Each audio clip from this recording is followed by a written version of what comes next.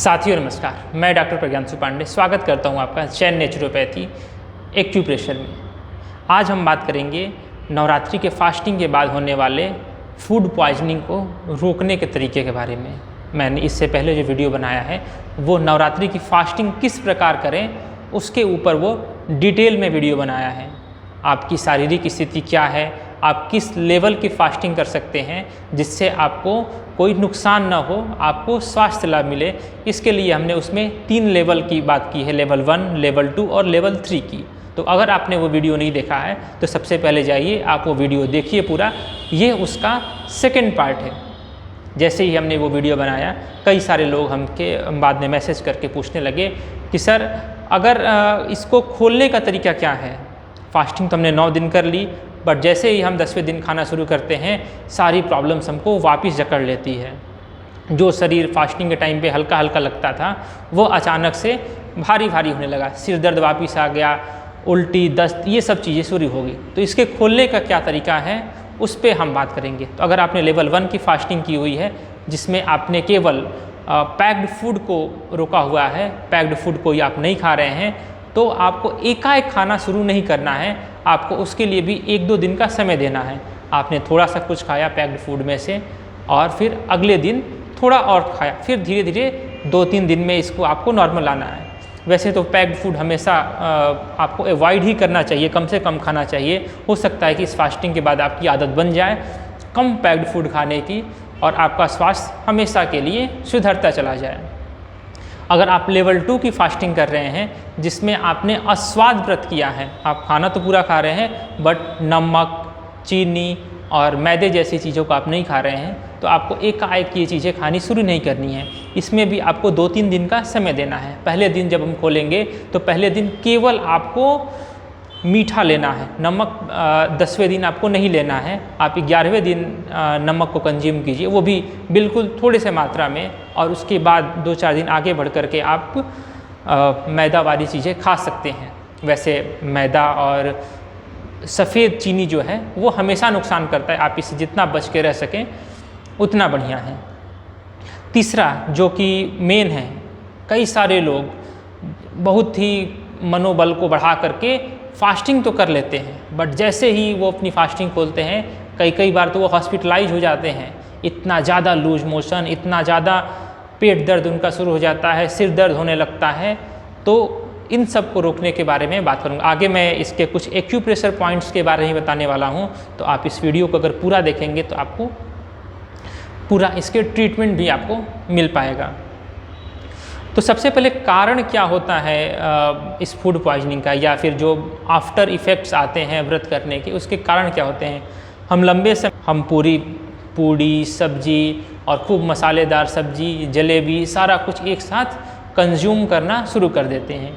हमारे शरीर को आदत नहीं है, आदत हमारे 9 दिन में ऐसी बन गई है कि हम हल्का से हल्का बिना पका हुआ, हमारा जो गॉल ब्लैडर है वो कम रिलीज़ कर रहा है HCl, लीवर में HCl बन रहा है और उसको होल्ड करके रख रहा है गॉल ब्लैडर, उसको रिलीज कम कर रहा है ताकि उस हिसाब से ही आपका पाचन हो रहा है। और हमने अचानक से खूब सारी चीज़ें लेना शुरू कर दी, आपका पेट फूल जाएगा, उतना डाइजेशन नहीं हो पाएगा और पूरी आपको एसिडिटी फील होगी।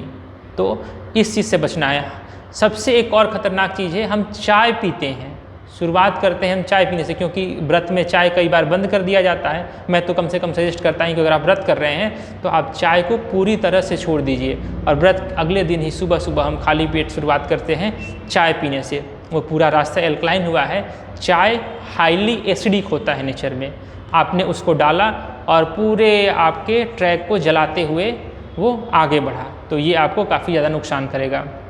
आप शुरुआत कीजिए तो हल्के चीज़ों से शुरुआत कीजिए। अगर आपके पास में नारियल पानी मिल जाता है तो आप नारियल पानी पीजिए, नींबू पानी पीजिए, शहद को, अगर शहद असली है तो शहद को पानी में मिला करके आप इसमें ले सकते हैं। इस तरीके से आपको व्रत खोलना है।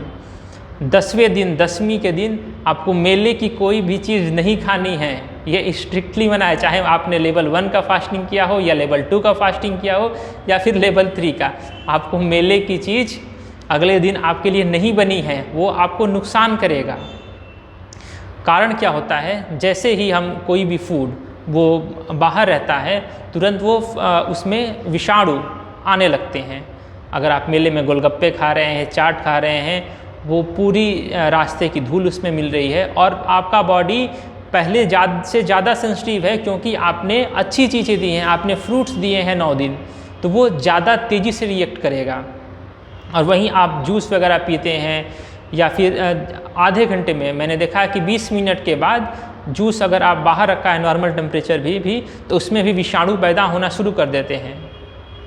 तो आपको उससे भी बचना है। अगर आप जूस पी रहे हैं, आप गन्ने का भी रस पी रहे हैं, तो आप ताज़ा पीजिए। गन्ने का रस जब भी वो निकाल रहे हैं तो उसमें आप देखिए नीचे पहले से स्टोर्ड जूस ना मिला हो उसमें, तो नया अपने ताज़ा अपने सामने निकलवाइए और उसको पी लीजिए।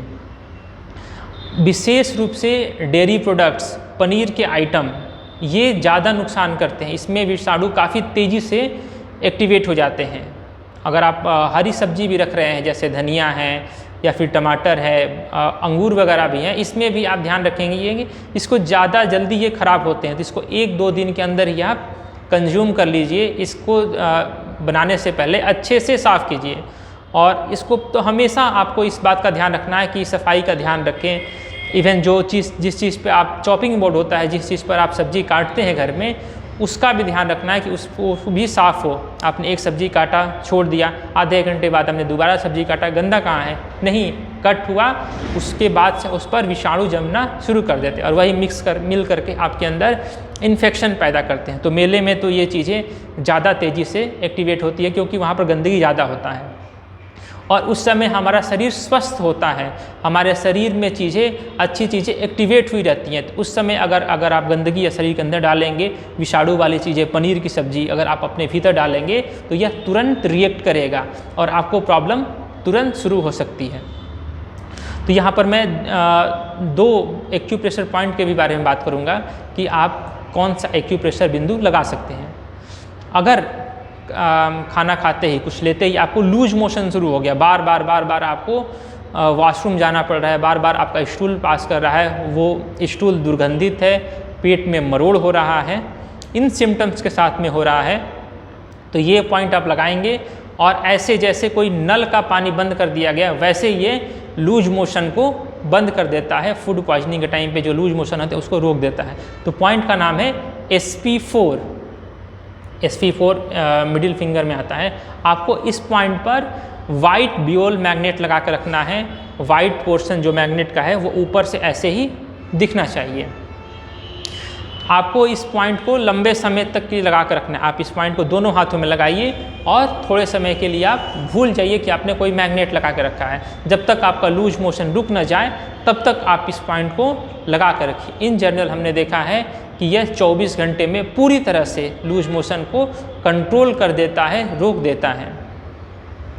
अगर लूज मोशन के साथ में आपको बाकी सिम्टम भी शुरू हो गए हैं, पेट दर्द तेज हो रहा है, आपको सिर दर्द हो रहा है, खड़ा नहीं हुआ जा रहा है, अनईजी लग रहा है, तो उसके लिए एक और पॉइंट है। इससे पहले मैं आपसे बात करूंगा कि इस पॉइंट को अगर बार बार आपको लूज मोशन के लिए जाना पड़ रहा है तो इस पॉइंट पर बार बार आप हैंड वॉश करेंगे तो मैग्नेट टिक नहीं पाते हैं। तो आप इस पॉइंट पर SP4 पर आप कलर भी लगा सकते हैं और कलर लगा सकते हैं आप इस पॉइंट पर येलो कलर। दोनों हाथों में आप SP4 पर येलो कलर, जो नॉर्मल स्केच पेन मार्केट में आते हैं, वो भी इस पॉइंट पर एग्जैक्ट लोकेशन पर ये लगना चाहिए। आप स्क्रीन पर देख पा रहे होंगे इस पॉइंट का लोकेशन। तो अगर लूज मोशन के अलावा आपको बाकी सिम्टम है, पेट के निचले भाग में दर्द हो रहा है, इवन लूज मोशन की वजह से बैक पेन भी होने लगता है, यहीं से कनेक्टेड है। अगर बैक पेन हो रहा है, सिर दर्द हो रहा है, चक्कर आ रहा है, शरीर भारी हो रहा है और प्रॉब्लम ज़्यादा हो रही है, इसका मतलब कि जो इन्फेक्शन है वो हमारे लार्ज इंटेस्टाइन तक पहुंच गया है, बड़ी आंत तक पहुंच गया है। तो उसको ठीक करने के लिए एक सिंगल पॉइंट और बताया गया है, स्टमक का 25 नंबर, ST25 नंबर पर आपको येलो बियोल मैग्नेट लगा कर रखना है।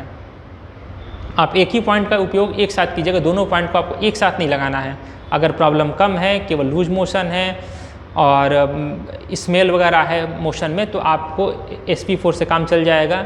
अगर प्रॉब्लम ज़्यादा है, इसके साथ में मरोड़ है, दर्द है, इवन ये पेन बैक तक जा रहा है, आपको वोमिट भी होने लगा है, इसका मतलब कि इन्फेक्शन नीचे चला गया है, और इसके लिए आपको यूज़ करना है स्टमक 25 पर येलो बियोल मैग्नेट। सेम दोनों हाथों में इस मैग्नेट को लगा कर रखना है और लंबे समय तक 24-24 घंटे इसको लगा करके आप रख सकते हैं जब प्रॉब्लम हो।